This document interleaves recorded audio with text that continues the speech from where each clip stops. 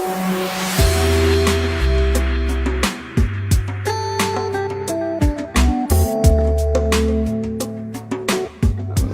suis Gilles Acogny, le père de 2 beaux enfants, une fille qui va bientôt avoir 19 ans, qui s'appelle Nour, et un garçon qui va bientôt avoir 17 ans et qui s'appelle Wally, et mon épouse Nadia. Moi j'ai fait une carrière dans le monde corporatif, et Nadia aussi. Elle a fait surtout une carrière de journaliste, ensuite elle était dans la communication. Elle a monté le département de communication de la Banque centrale des États de l'Afrique de l'Ouest à Dakar, où elle a passé 4 ans. Et puis quand on s'est mariés, nous vivions à ce moment-là, Nadia à Dakar et moi en Égypte. Et on a eu une première discussion où je lui disais, écoute, quand on aura à peu près 45 ans, j'aimerais bien qu'on soit financièrement indépendant et puis qu'on ait notre propre affaire. Fin 2000, je quitte Xerox, où j'ai passé 15 ans magnifiques à travers le monde. Et puis je vais dans une autre société qui est le leader dans le logiciel bancaire. J'aide à la transformation de cette société.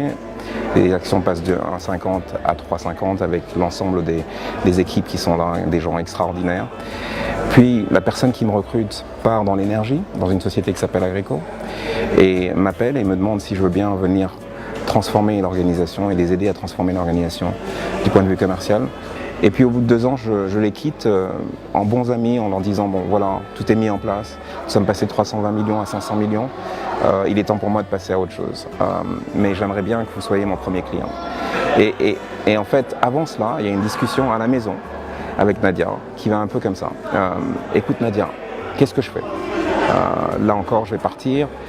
Est-ce que je reprends un poste dans une autre multinationale, tel que je l'ai fait pendant toute ma carrière, ou est-ce que je fais autre chose? Est-ce que je crée une société? Elle me rappelle cette conversation qu'on a eue. Elle m'a dit, mais tu m'avais dit que tu vas avoir 43 ans, autour de l'âge de 45 ans, tu partirais faire autre chose. Donc c'est le moment, il faut absolument le faire. Donc, un moment de pause, je réfléchis et je lui dis d'accord, mais à une condition, c'est que tu le fasses avec moi. Et là, sa réponse était catégorique. Avec toi? Jamais. Jamais. Tu es bien trop exigeant. Je ne pourrais jamais travailler avec toi. Et en fait, au bout de quelques temps, elle a accepté et c'était la meilleure chose qu'on ait jamais pu faire. Et donc les gens rationnels font les choses rationnellement. Quand ils ont à restructurer une société ou à la faire croître, ils pensent d'abord au processus, à la discipline, à la rigueur, ce qui est fondamental. Mais sans le tissu fondamental de l'entreprise, qui pour nous est ailleurs. Sans ce tissu fondamental, rien ne peut arriver. Sans le respect d'abord, le développement, l'amour de cet élément fondamental de l'entreprise, rien ne peut arriver. Et cet élément, c'est simplement les femmes et les hommes qui constituent l'entreprise. La chose que l'Afrique a justement, c'est de savoir ménager les sentiments des gens, savoir avoir de l'empathie, de la patience, de l'écoute. Et c'est une chose qui est extrêmement importante à garder. Si on pouvait le mettre dans une boîte, analyser et savoir tous les éléments qui sont constitutifs de cette chose-là, on pourrait le vendre pour des milliards et des milliards de dollars.